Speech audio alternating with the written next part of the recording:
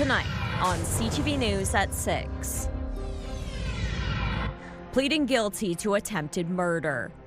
The man who attacked his 16-year-old girlfriend with a sword as she got off a bus in Sudbury confronts the charge in court. Plus, the conclusion of an airborne mission. Sudbury is one of the largest communities that rely upon Hope Air support. So to finish our expedition here is really meaningful. Hope Air completes its Eastern Canada journey with a descent into Sudbury. And hitting the streets. It's a great opportunity for our residents, get outside, enjoy some fresh air, see the community, be part of the community. How a new accessible bike is helping residents at a Timmins retirement home experience life outside in a whole new way. CTV News at 6 with Marina Moore and Tony Rima with weather. Good evening. Thanks for joining us on this Friday night. Marina is off. We begin in Sudbury, where the search for a missing 26-year-old canoeist has come to a tragic end. He was reported missing yesterday afternoon just before 4 p.m. after a canoe carrying 3 people capsized on Crawley Lake.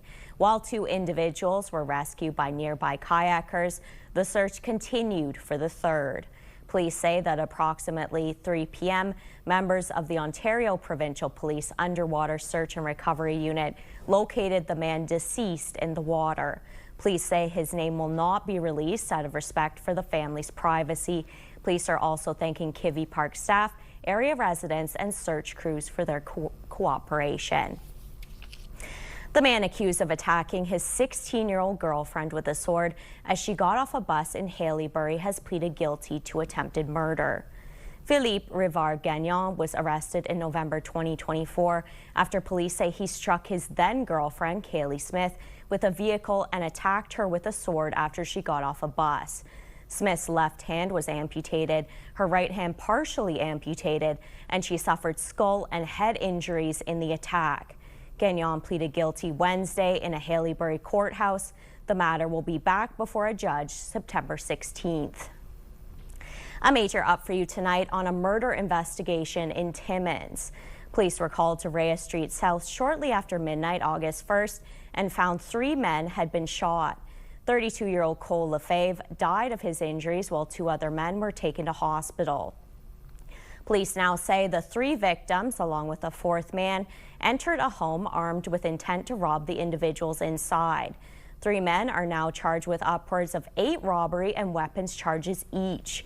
2 others, a 22-year-old man and a 32-year-old woman, have also been charged with first-degree murder and 2 counts of attempted murder, along with other drug and firearm offenses. Police say the evidence search that closed on our beach Wednesday was connected to the case, though they did not say what, if anything, they found. The investigation into the Balsam Street North murder that happened around the same time as this one is still under investigation.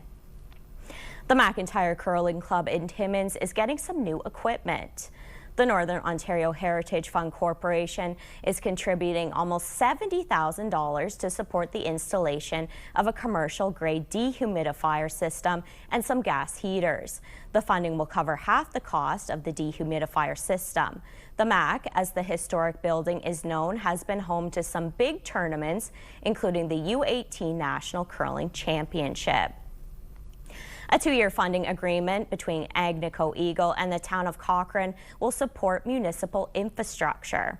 The mining company is providing $250,000 per year for 2 years to support the town's maintenance of some municipal roads.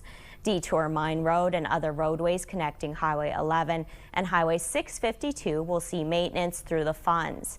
This is a major industrial corridor on which the town says heavy truck traffic has tripped over the last year. Annual maintenance costs $250,000, and the price tag doesn't include long-term capital upgrades, which the town says are needed. The federal government is investing more than $240,000 in the community of White River to support economic development.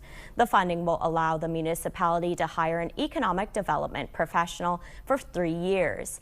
That new hire will lead projects intended to grow investment in the community and boost tourism to the area. The role will also look at the community's business, housing, and labor needs. The announcement was made by Algoma MP Terry Sheen on behalf of Jobs Minister Patty Hajdu.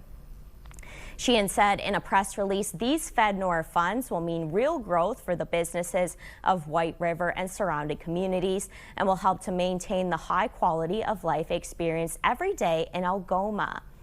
White River Mayor Tara Anderson Hart adding, this position will help provide not just the tools to get things done, but also the clearest information to ensure we are taking the best steps possible. It's time now for our first check on weather. It was a beautiful summer day out there with lots of sunshine on tap, but I'm feeling like we should enjoy that sunshine while it lasts. To tell us more, here's CTV's Tony Rima. Thanks very much, Amanda. Yes, one more day. Good evening, everyone. Beautiful sunshine today. That's going to last into Saturday, Sunday, depending upon where you live. That's another matter. Look at the beautiful clear skies for the most part, but things are going to become a little more unsettled. We have a low pressure system coming in from the west, and as a result, that's going to present clouds, showers, and maybe a thunderstorm or two, depending upon where you live. Should be about 22, 23 degrees Celsius as a daytime high. Tomorrow, slightly above normal. I'll have your current temperatures in just a few minutes. Amanda. Exciting news announced this week for Blind River. A fishing show will be filming locally this fall, and crews will be on scene during one of the community's busiest autumn weekends. While municipal officials are keeping the exact name of the production under wraps for now, they say the show will be broadcast on global platforms. Production crews are scheduled to film over the town's annual Witches Dance Party and Market Weekend, highlighting the region's angling opportunities. To prepare, the town is hoping to get local schools involved to create welcome baskets for the crew, and officials are asking residents to help clean up their yards to ensure the community looks its best. Last night I was down at the marina and there were boaters coming from California, Florida, and Tennessee. So very, very interesting to see them, to hear their stories, and to see them coming back. One boater told me that he's been coming pretty much each year, and that's a good sign when they do come back. And the fishing show will allow us to give an opportunity to more people who don't know about this area to be able to see what it's all about. Filming is set to begin over the October 3rd festival weekend. Officials say more details will be released in the coming weeks. Still to come on CTV News at 6, an aviation mission all about raising awareness touches down in Sudbury. But first, let's head to the Point Pleasant Marina in Parry Sound. Lots of beautiful day out there on the water. Stay with us.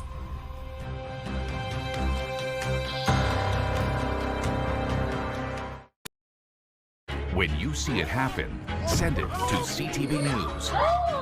Text 10400 from your screen to ours. Text 10400. Ontario's Ford government is being forced to answer tough questions surrounding reports the PC party sent someone to spy on the province's former Liberal leader.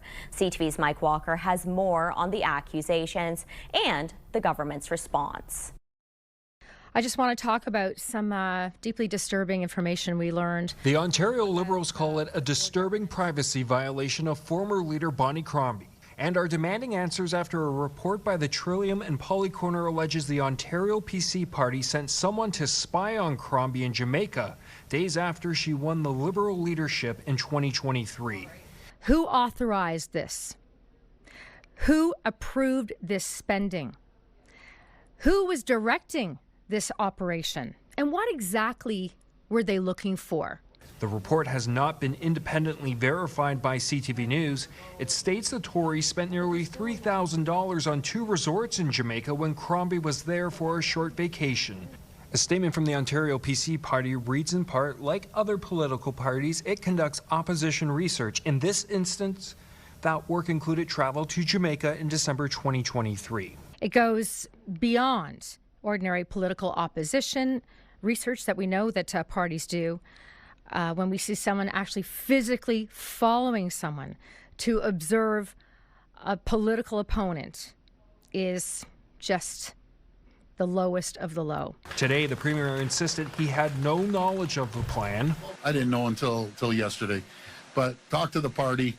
I don't approve of it. Ford stressed the $3,000 spent was the party's money. I don't watch every single dollar when I'm in the middle of a campaign, the largest in the country. I rely on our team to make sure that they spend it appropriately. Ontario political parties do receive a per-vote subsidy from taxpayer dollars. Ford stated he hopes similar tactics wouldn't continue. I wouldn't do it, but again, things happen. It's no different than myself when the media has followed me down to Florida. You know something? It's politics. He has a responsibility for where their money is spent. The opposition isn't buying Ford's response. NDP leader Marit Stiles also demanding answers. It's creepy and it's disgusting.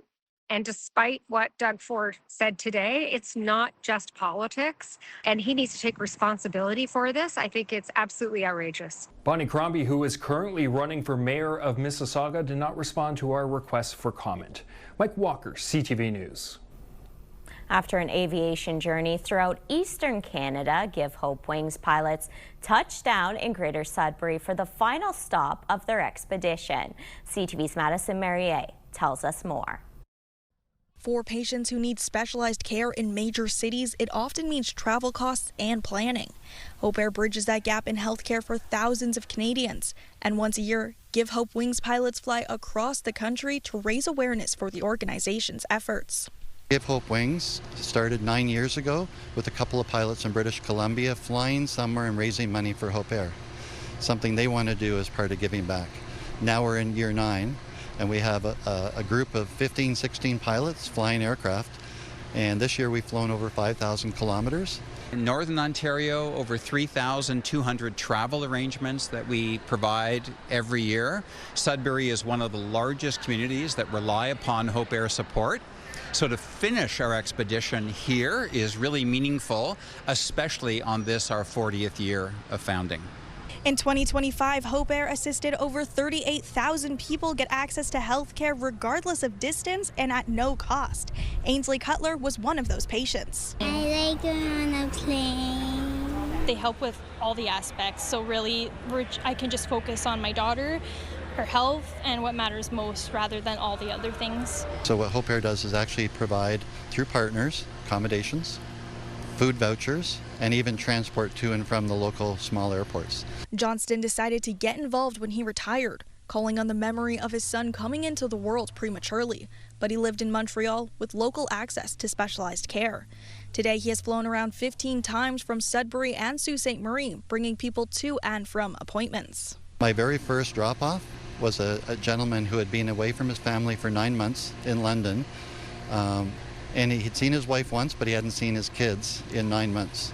So little did I expect that there was going to be a family reunion at the airport.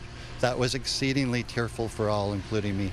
When you make that difference every day in one patient's life, it really kind of refuels you in a way with the passion to keep going. Many organizations, individual community members, and some provinces support their efforts, but Ontario isn't one of them. Madison Merrier, CTV News, Sudbury.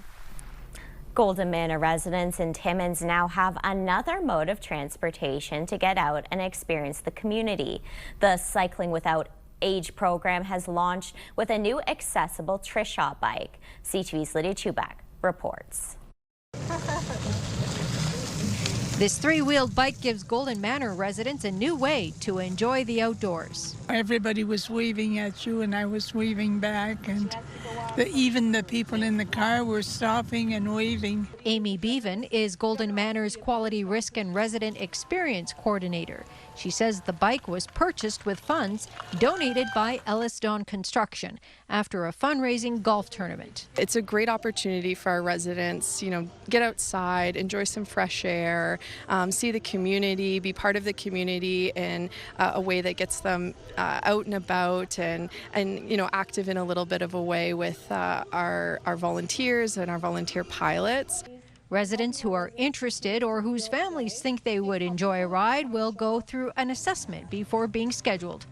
And for residents who have already taken a ride, the experience is making an impression. Hi! Having fun. Oh, it was great. Oh, I loved it. I went yesterday. Yes, and I didn't want to get off when we came back. It is very nice. The program is operated by Golden Manor staff and volunteer pilots who receive special training and practice on the bike. Bevan says this model can accommodate passengers with different needs. It's definitely a very unique experience, period, but it's also one of only, I believe, 2 of this model of bike in Canada that has the adaptive ability for both a wheelchair and a non-wheelchair resident. Rides will be scheduled around the weather and the availability of trained pilots. Lydia Chubak, CTV News, Timmins. Speaking of the weather, it's back now for a check on the current conditions with Tony Rima. And Tony, how are things looking out there for this Friday evening? Pretty nice out there, Amanda. Thanks again for that. Great night for a bike ride. Temperatures slightly above 22, 23 degrees Celsius. Let's take a look at your current temperatures. Just gorgeous out there. A mix of sun and cloud in through Timmins. Same temperature for Cochrane, a little more sunshine. Slightly cooler in through Moosonee, 19 degrees, 24 Kapuskasing. As we head on over now to Chapleau, 22 degrees, 23 in Wawa. Same temperature for Sault Ste. Marie. We're off to Parry Sound now. Beautiful sunshine, 27 degrees. It's just gorgeous out there. As we head north to North Bay, lots of sunshine. It's 22 degrees, same temperature in through Temiskaming Shores. Kirkland Lake, beautiful evening, 23. Great evening to go out for a walk, maybe even a bike ride. In through Greater Sudbury, 23 degrees, same temperature in through Espanola, and slightly warmer for Elliott Lake and Gore Bay. Your 7-day weather forecast is still ahead. Amanda. Thanks so much for that, Tony. Next on CTV News at 6, the Canada-U.S. Trade Minister meets provincial leaders as the tariff deadline nears. Plus, a number of Conservative MPs are expressing concerns about Pierre Poilievre's leadership.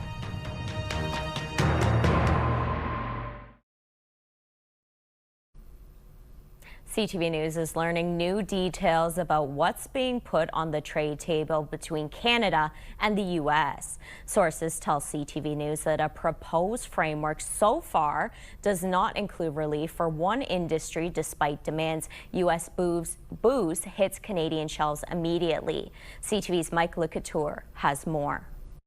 CTV News has spoken to one source on the Canadian side and one on the American side, and both have knowledge of what is happening at the negotiating table.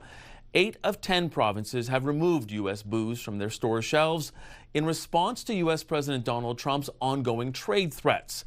According to our sources, it has been the largest irritant on the American side.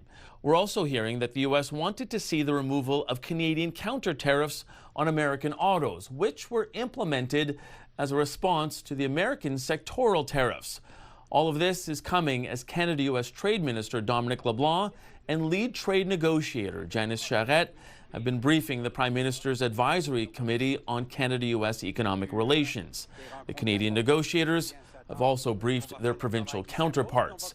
Now, ahead of that briefing, BC Premier David Eby clearly laid out that any deal must include a reduction of tariffs for lumber. The softwood lumber sector is bigger than auto parts and steel combined in terms of the Canadian economy, and it needs to be front and center at the table. Sources are also telling CTV News that Greer intends to put the framework of a deal on President Trump's desk as early as Monday. Greer has also told multiple officials that everything will hinge on the president's mood when he's presented with that proposal.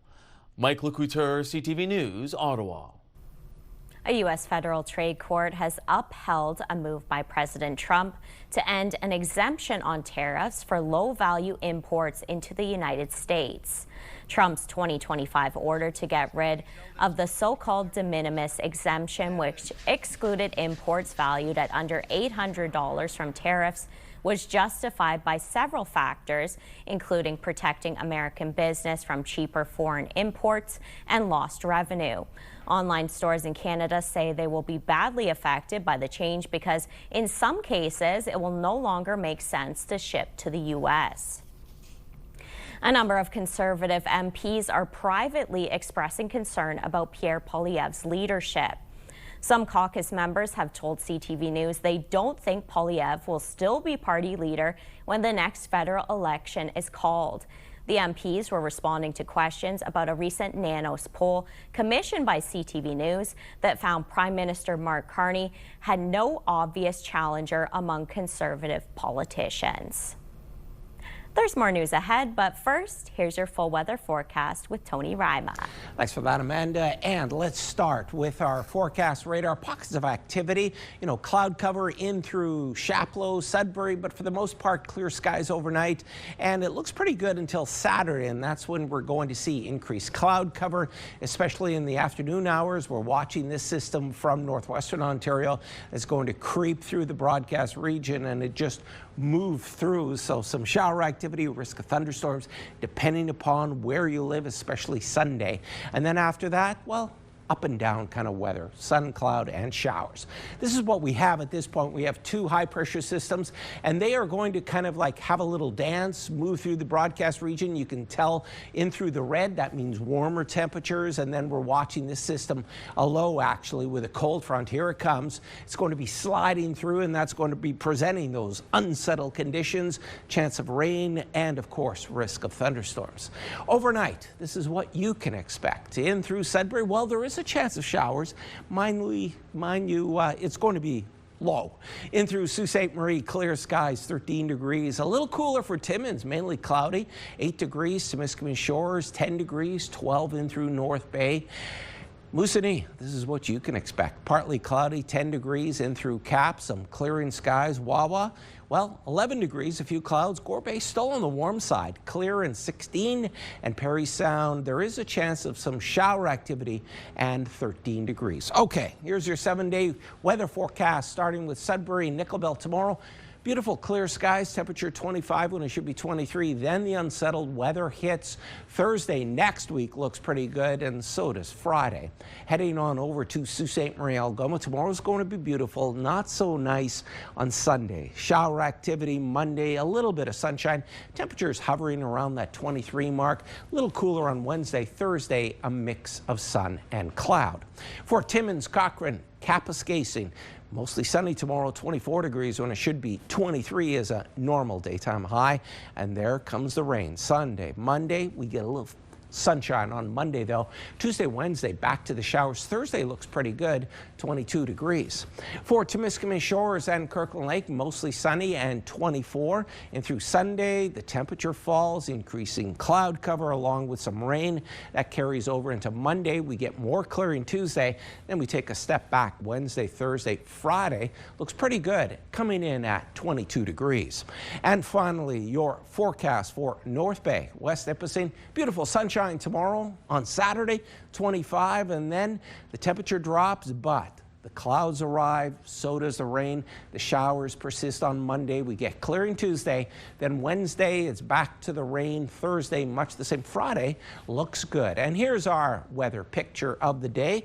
And this is courtesy of Nathalie Desjardins of Raymore at Waterberg Lake. And she says, take a look at this sunrise. Isn't it beautiful? Wow. We love seeing your weather pictures. You can send that in to us at weather.pictures@bellmedia.ca or click on the QR code. There's more news still ahead. You're watching CTV.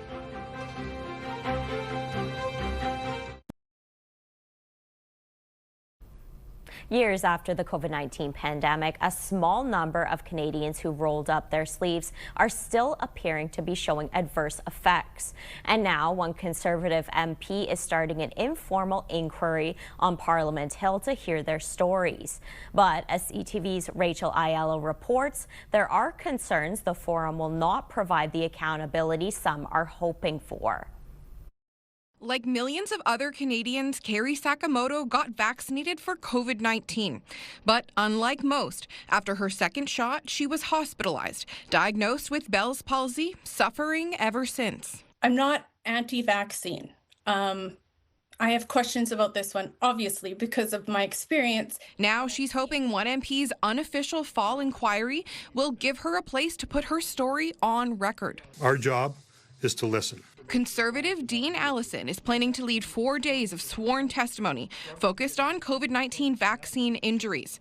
But his initiative isn't sanctioned by the federal government and has no power to prompt accountability.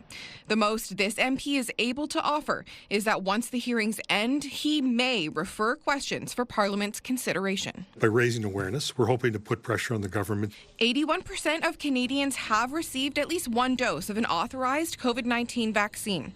And as of January 2024, of the more than 58,000 reports of adverse events following these vaccinations, less than 12,000 were considered serious, representing 0.01% of all doses administered. When you look at the vaccination currently, based on the best data we have, the vaccination still does a reasonable job in reducing the risk of hospitalization and death. During the pandemic, Ottawa launched a vaccine injury support program.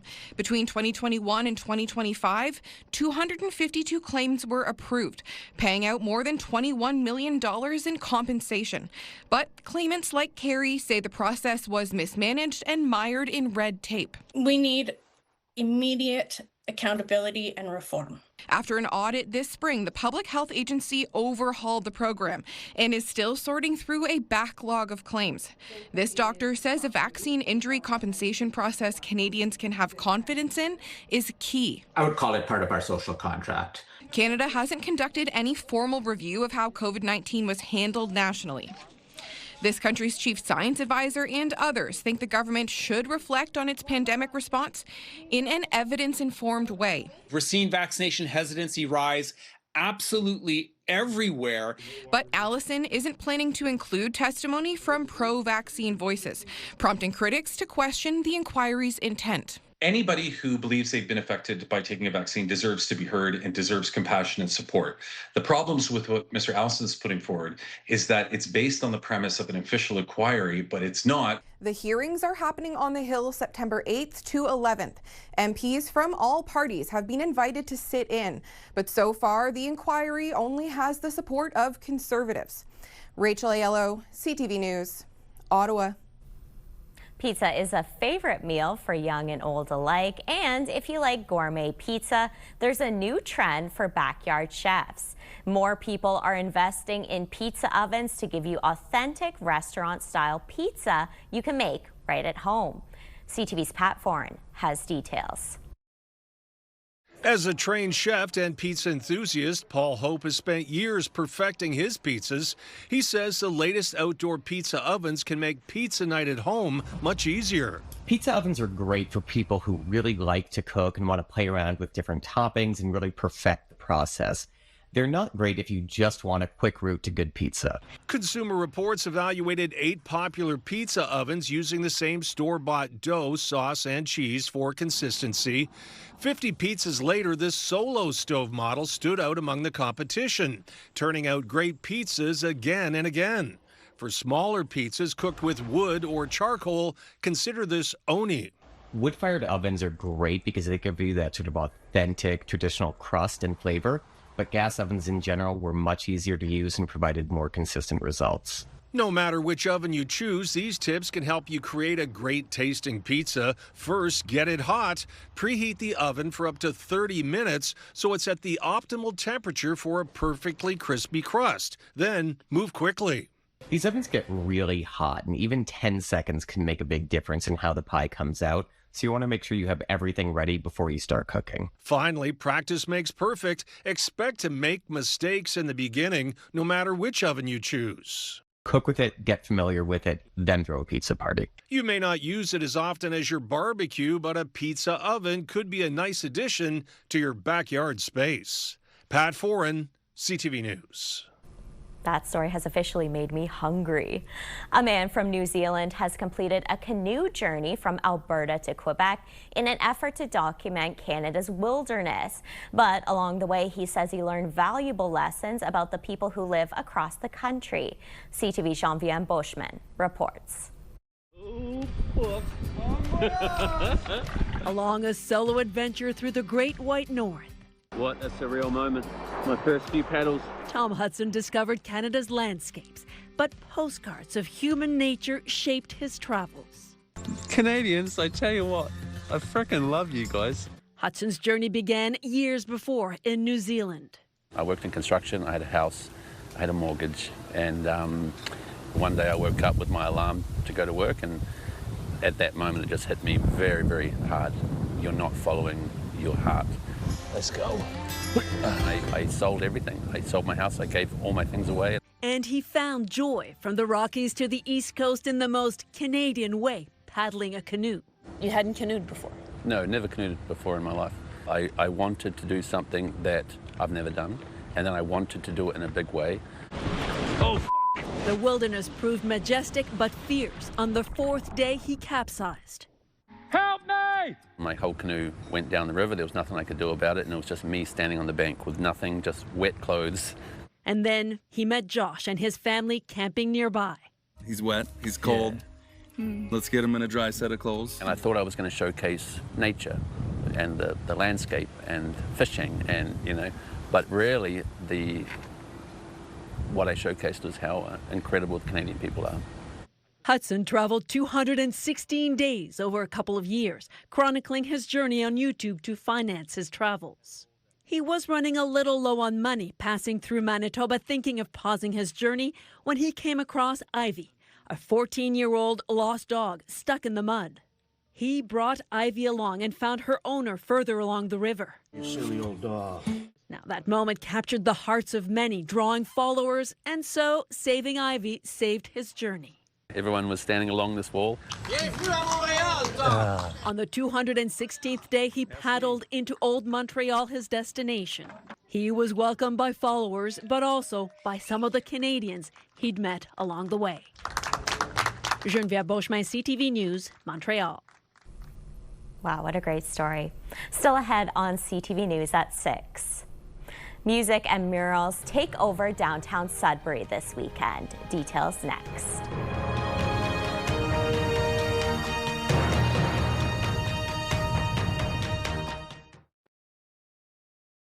We've got just a week to go before the big ride for mental health. The Wounded Warriors in Sudbury are gearing up, and my guest, Ryan Hutton, has been busy preparing for this year's event.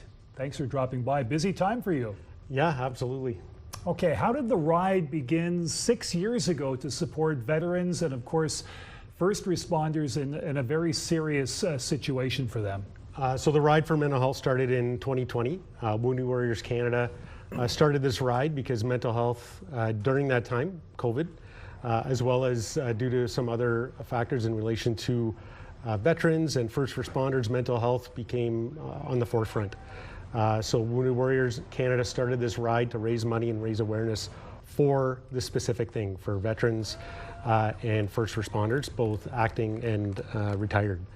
The ride locally in Sudbury started with Dan Draper in 2021, and then I joined in 2022, and I've been part of the organizing team locally for that since.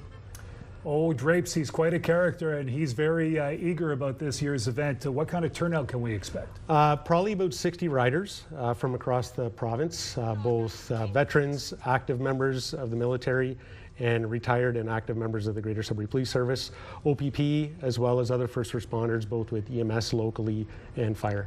Okay, donations or riding, you offer options for people. So what's the end goal this year? So the end goal is to raise as much funds as we can for Wounded Warriors Canada and their programs. All their programs and all the money raised go to resiliency programs, both for active and retired members and for their families and their kids. Recently, like many have heard, we've had 3 police suicides in a week, and we've had 2 officers shot in a week, one in Calgary and one in Toronto. Mm-hmm. The 3 officers who took their own lives were with Durham, Hamilton, and the RCMP.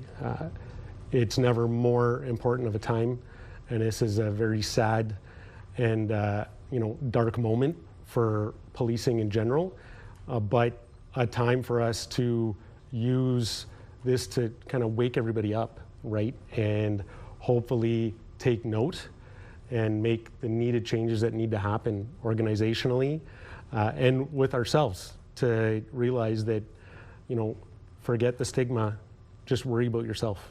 Okay, Ryan Hutton of the Wounded Warriors. The ride is set for next Saturday beginning at the Lockerbie Legion. And again, that website, woundedwarriors.ca. Thanks for dropping by. You're welcome. And very important cause. Good luck. Thank you. Thanks for that, Rick. The Honda Indy weekend gets underway today, and there were lots of fast-paced activities for race enthusiasts. CTV's John Musselman has the latest on the new tracks as the Indy takes over Markham. Race fans flocked to Markham today to see and hear the roar of the race cars, but what they got instead was an apology. We got here at 9 a.m. That's when the races were supposed to start, but they haven't. Delays in preparing the track meant there was no practice for the first 6 hours of the event. Fans sitting in the grandstands were left staring at an empty track. They should have been more prepared for this. I don't know what the problem is, but look at all these people waiting here. Finally, around 1:30, a PA announcer informed fans the track was not ready and no cars would be on it until it was deemed safe. A post on social media said, quote, "We apologize for today's on-track delay. Thank you for a great turnout for your Ontario Honda dealer presents Fan Free Friday. We hope to get race cars on the track soon when it is appropriate to do so." Fans who sat for hours in the sun expressed disappointment. Well, I think they're having some track difficulties right now, so kind of hard to assess, really. But no, I think it's a good event so far. It's their first year. They're going to learn. Yeah. This is the first time the Honda Indy has been held in Markham after relocating from Exhibition Place.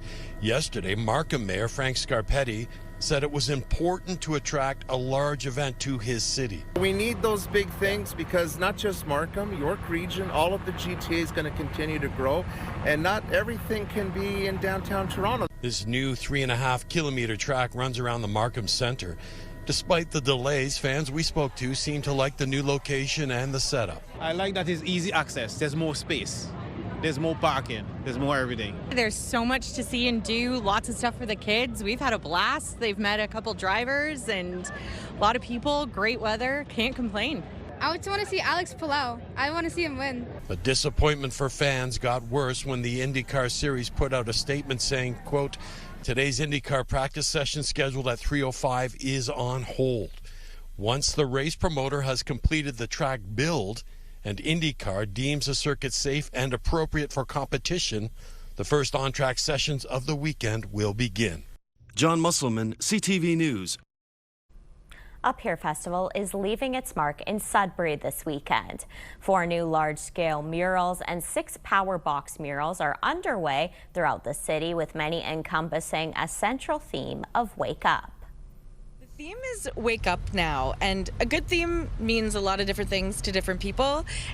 So we were sort of inspired by the idea that, we live a lot of our lives online and we're scrolling and doom scrolling, and, this is a chance for people to kind of get together and to kind of get out of that rut and spend some time really thinking about our city and how we can make it better.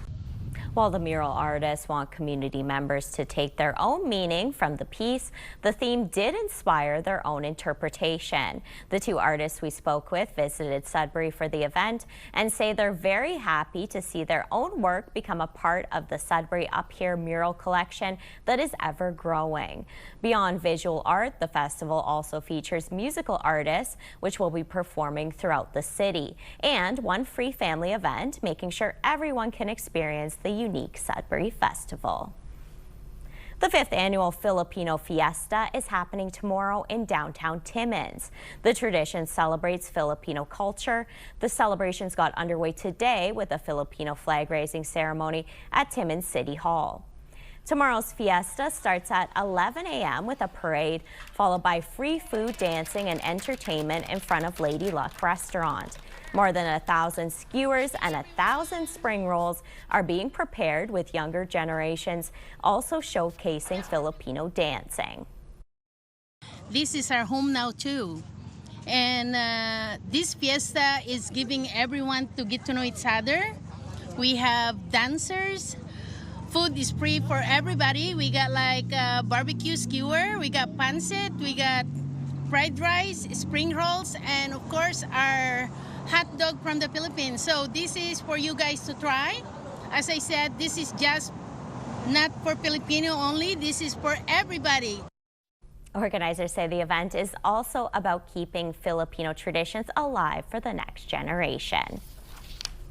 Your friendly neighborhood Spider-Man is swinging through box office records like he's chasing a bank thief. Rick Damigella has that story and more in our Hollywood reports. I'm not just Peter Parker. I'm Spider-Man. Spider-Man smashes another record. Spider-Man Brand New Day is now the fastest movie to reach the $700 million milestone at the domestic box office. The latest Spidey flick now sits at number 6 on the all-time domestic box office chart. There is crying in football. But there's no crying at your streaming numbers, Ted. Nielsen data shared by The Hollywood Reporter shows the premiere of the 4th season of football dramedy Ted Lasso scored just shy of 300 million minutes of viewing time, significantly surpassing season 3's numbers. Charlize Theron to be honored. The Oscar-winning actress will be joined by Coleman Domingo and John Carpenter as honorees at the 6th Annual Academy Museum Gala. The fundraising event takes place October 17th. In Hollywood, I'm Rick Damigella.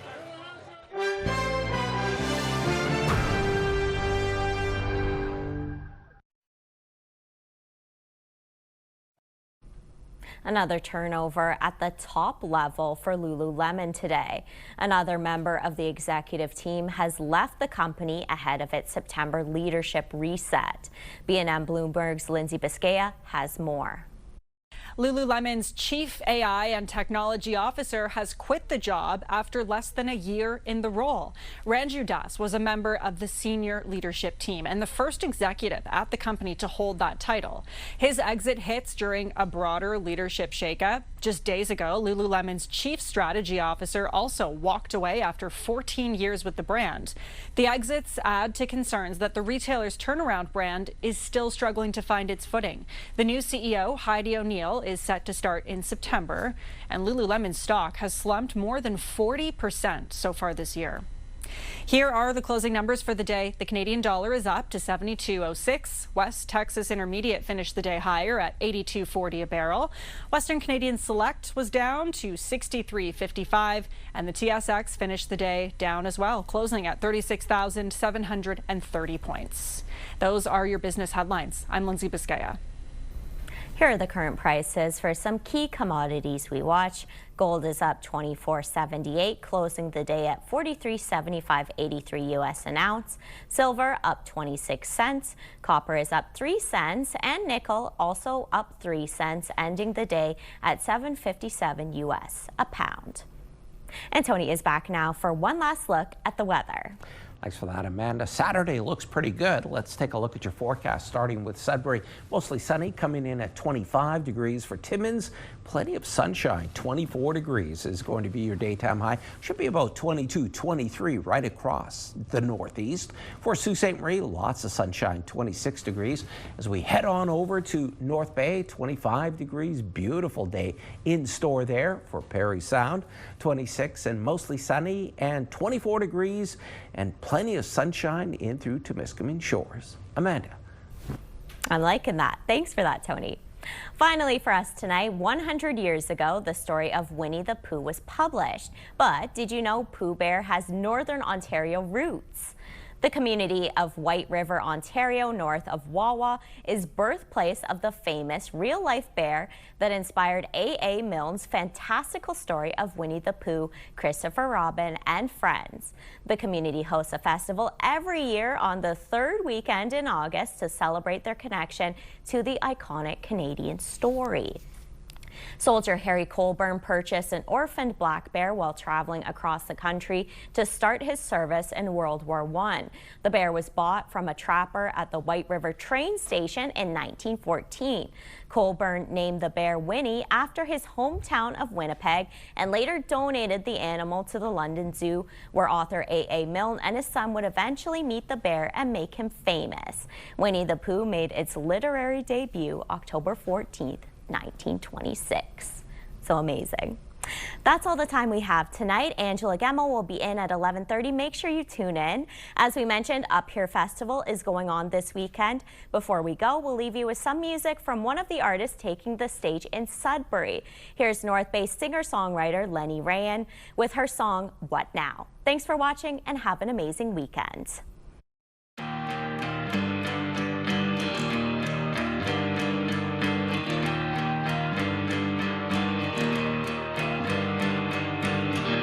Caught a break, got away, let go of it all. You know he's got a lot to say, then nothing to show.